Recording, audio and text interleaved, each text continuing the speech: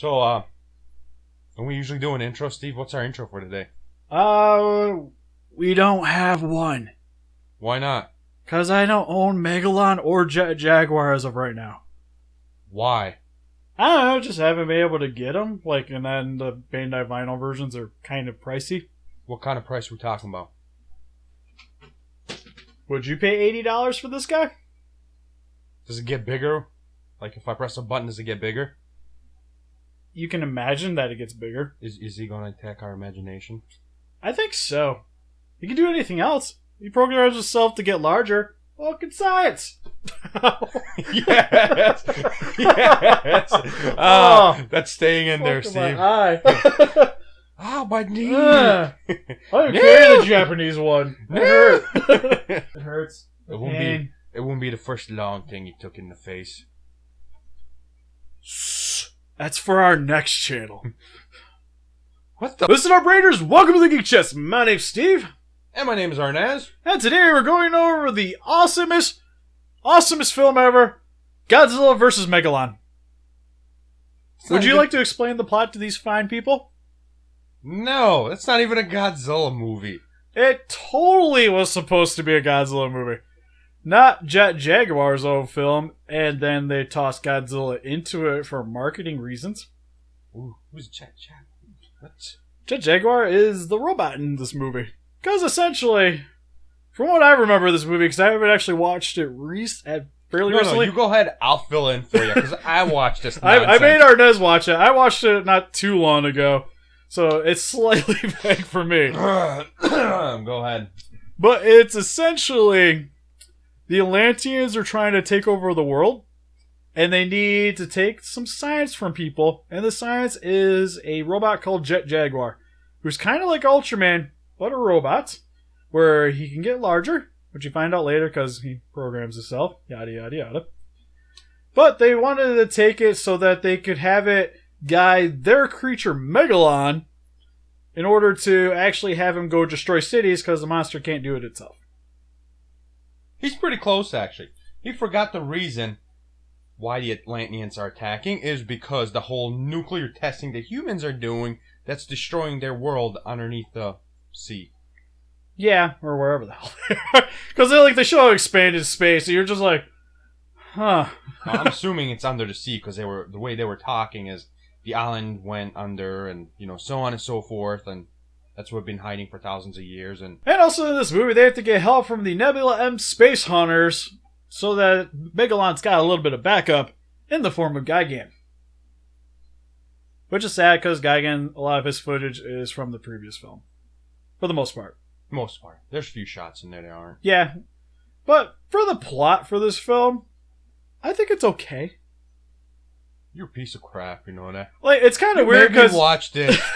It's one of those films where, especially once you learn kind of the knowledge that this was originally supposed to be a Jet Jaguar film, you kind of see it because the story kind of revolves around him and then Godzilla just kind of shows up to help save the day. But for the majority of this movie, it works. I kind of like Jet Jaguar in a way. He's one of my actually more favorite things to come out of the Showa line. Don't give me that look. I even have a t-shirt with him on it. I don't have a whole lot of Godzilla shirts. He's one of them, though. Of course you'll be supporting something horrible. But he's like the equivalent of Ultraman in the Godzilla universe. Then he saves the day. He can go from being a little guy to a large dude. Oh, yes. He knows martial arts. Oh, yes, because it's like, man, he's functioning by himself now. I'm trying this remote control button's not working.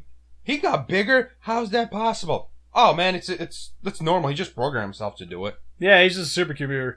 Maybe Skynet.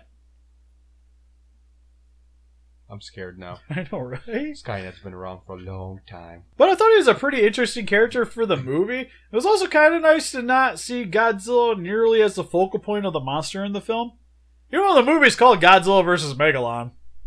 Granted. Yeah, I was about to say, But it's still cool that there's another kaiju that actually gets, I would say, arguably a little bit more screen time. Oh, yeah, because there's a whole scene. Yeah, because you see him with actual people. Yeah. Yeah, which is also really cool, too, is because you actually see him interact with humans, which you don't really get that really with any of the Godzilla movies, except for our favorite one, Godzilla's Revenge. But this one actually did it in a good way. Didn't Godzilla kidnap a woman because he was falling in love with her? No, he protected her. Even though it's kind of more... That movie was supposed to be King Kong. So we talk about the sea monster. Yeah, exactly. I'm pretty sure Godzilla had his moments with humans. Yeah, well, not usually positive. So for the plot, at least for me, it works. It's definitely not the most complex thing we've seen out of these Godzilla movies, but for what it is and being from the 70s, I'm fine with it. It made me feel like I was watching Beetleborgs. Big Bad Beetleborgs? Yes. I'll give you that. Like, we got the Power Rangers version of Godzilla, and then we got Big Bad Beetleborgs version of Godzilla. So, yeah. This is more in that line. I'll give him that, at least. Yeah, so you're saying you didn't enjoy the plot? No. But you don't like the kid riding that weird dolphin, whale, aquatic mammal thingy at the beginning? Then it's like he's sucked into the whirlpool.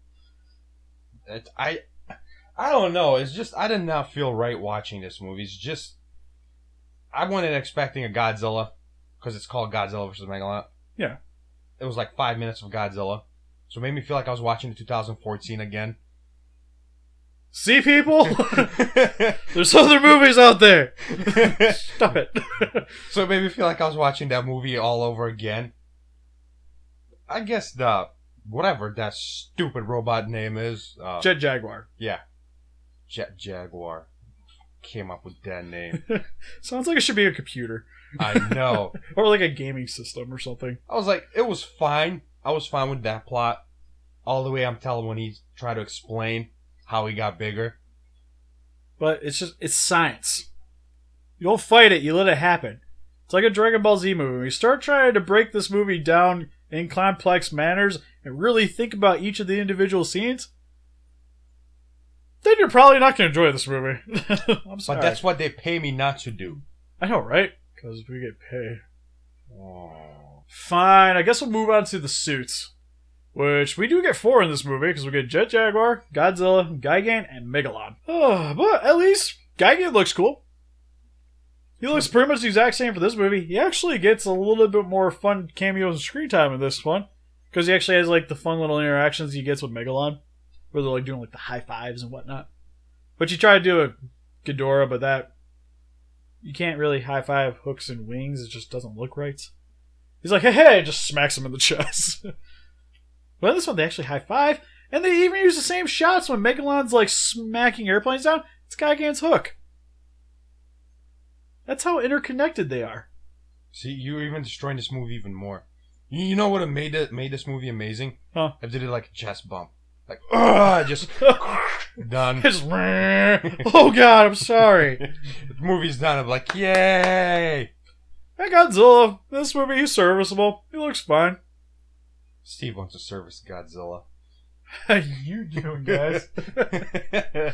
But I think he looks really cool. Still has the overall more kid-friendly appearance than what we got with the previous Godzillas.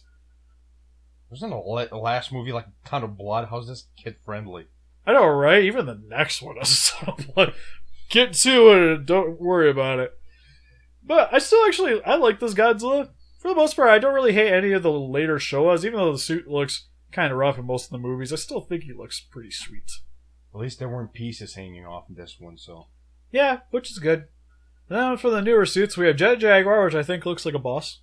Jet Jaguar suit's sweet. I love all the multicolors he has, because he has like orange, red, silvers, and blues. Like, he's a very colorful monster. Or I guess I should say mech. I was like, don't you say he's a monster? A robot. But he still looks sweet. I like the design. I like how it was like, he has like the cone head appearance before it was a Saturday Night Live thing. And then for Megalon. What'd you think of Megalon? I'm interested in your opinion. Just because he looks like a beetle. Can't get rid of the Beetleborgs. As soon as he popped out, that's the first thing that came into my mind. And every time he fought, he shot those shots like out of his, horn and stuff like that. Yeah, he even has like the lava shots out of his mouth. Bad Beetleborgs. Oh, I think he's really sweet looking though. Like, I'm really actually depressed I don't own a Megalon figure. Because I always thought he was really cool looking. All of this crap, you don't own one? Yeah, I don't own Jet Jaguar either. Sad day for me. Though, like, Gigans, I have, like, 8 of them. So, working on it. Of course, you got a chicken with with metal the hook. hooks. Oh, yeah, I got a ton of versions of that guy. Also, what was cool, too, is when we went to G-Fest, we actually seen somebody actually made a Megalon outfit. Actually, like, the working drills and everything. And the horns actually lit up. Oh, it was so sweet. Oh, that'd be kind of cool, actually. Oh, yeah, it was impressive. It was probably, like, definitely the coolest suit I've seen there. Granted, there's, like, everybody did a great job, but that was just, like, one of those, like, whoa kind of things. I'll just be like Big Daddy. I'd be like, drill hand, drill hand. I'll just start poking people with it. Oh. But yeah, Megalon is definitely one of the more crazy-looking kaijus in the Godzilla universe. I'll give you that. I'd say next to Megalon, or next to Gigan. Because it's really cool to actually see them together because they're fairly similar where they don't actually have, like, hands. Because they're both more just, like, built-in weaponry. Hooks and drills? Yeah. And then you just have, like, the normal, more beetle-ish appearance. Which also kind of reminds me of this guy from, I don't remember the monster's name, but you might remember this from the Super Nintendo. King of the Monsters. There's, like, a fighting game where there's, like, a beetle, a rock dude... some guy that was kind of like Ultraman, and then a monster that was kind of like Godzilla. You only had there was 4 options. Oh god, I gotta and go like through my 8 games. levels. Black Knight he'll look it up for us. I know, right? Got one job, man. Go. You find it for Arnes. But anyways, getting back on track. Overall, I really love the suits in this film. Like, I really don't hate any of them. They all look good, all serviceable, especially Megalon and Jet Jaguar are definitely the best looking out of any of the kaijus in the movie. But that's not really saying much because Gigan and Godzilla still look sweet. Yeah, again, you're giving too much credit to that robot. And then finally, we'll move on to the props. And the fight scenes. Which, oh man. You get some winners in this one. I ain't even gonna say nothing on this, you know. Maybe we're going to talk about the fight scenes because there's one part of the fight in particular that I always super enjoyed. Oh, there was a few I actually enjoy, so go ahead and see which one. My favorite one is where Jet Jaguar is holding on to Megalon. And then Godzilla decides to do the most awesomest gravity-defying kangaroo kick of all time. Repeatedly, I might add. Into Megalon. And it is literally the most awesomely hilarious thing you will see in these monster movies. Granted, there's some other good, really awesome scenes, but this was just one of the ones that, even when I was a kid, I was just like, I don't think that's how that works. I don't think gravity works in that way. It's Godzilla. Science. Yeah, you just don't fight the shit, just let it happen. Yeah, he's nuclear powered, Steve. He just automatically wins, you know? But I don't think nuclear ready. Nuclear power equals science equals you win. But I went to college, I don't know what happened here. But for most of the rest of the fight, it's more or less kind of like what we saw in Godzilla vs. Gigan, where it's a lot of tag teaming. A lot of flying. Yeah, a lot of flying around, a lot of like Megalon and Gigan tag teaming on Jet Jaguar, and then also on Godzilla, while Godzilla and Jet Jaguar team up on Megalon and stuff like that. And at the end, they just fly away. Again, nobody dies. Starting to see a pattern here. Yeah, I know, right? All these monsters are surviving for way too long. They don't want to kill people. It's child friendly. Except they'll kill aliens. Because aliens are bad. But the 2014 said that it was okay. You just in their mouth and finish it off. True. So it doesn't come back anymore. True. But at least the fights are actually really fun in this one, though. Like, I still really enjoy it. Like, I like the little banter and, like, dynamic you get between the two pairings. Like, especially with the high fives and everything that they do. Like, it's when Godzilla pretty much started becoming a wrestling match. Diva, get the table! The really only one thing that kind of bothered me about this movie is kind of like Gigan. It uses a lot of rehashed footage. Just when the chicken shows up. Gigan. Chicken. Gigan. Chicken. Just say it once. Okay. Gigan. KFC. God damn it. I'm gonna make him hold on to one the rest of this review. Now, you have to hold on to him till you say his name appropriately. Does he come extra crispy? Or grilled? So, for the conclusion of this review, Godzilla vs. Megalon, I personally really like this movie. I like the fight scenes. The plot is serviceable, but it's really cool to actually see a new dynamic with Jet Jaguar actually being more of the focal point than Godzilla. Thumbs down. Oh, why? Like I said, I just wasn't feeling it. It was not enough, too much human interaction in this movie. I'll give you that one. There's a lot of human dynamic. But you didn't think it was cool to actually see like Jet Jaguar and Godzilla teaming up in the... Yet again, I was okay with him until they explain how he got bigger. No science can explain how his internal computer, all the metal, the wirings, the programs, the chips, whatever inside, gets bigger. It just, no. And this is the guy that loves Dragon Ball Z.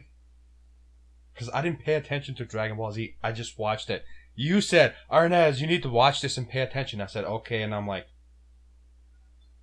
So, I like this movie. Arnes, not so much. But what do you guys think about Godzilla vs. Megalon? Please let us know in the comment section below what you guys thought of this movie.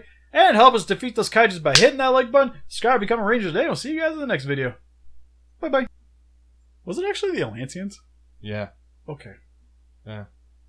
It's like, I'm trying to remember vaguely. I remember they were, like, legitly supposed to be something. Now, can you imagine they were stuck down there for thousands of years or whatever? Eventually, your father and your mother would be your uncle and... Well, I'd hope so after you just see your ruler still wears a fucking toga. Well, no, it's whatever the hell that thing is. Eventually, you're going to run out of people to breathe, and eventually they'll all just mix in and become like... You think that's how Megalon happened?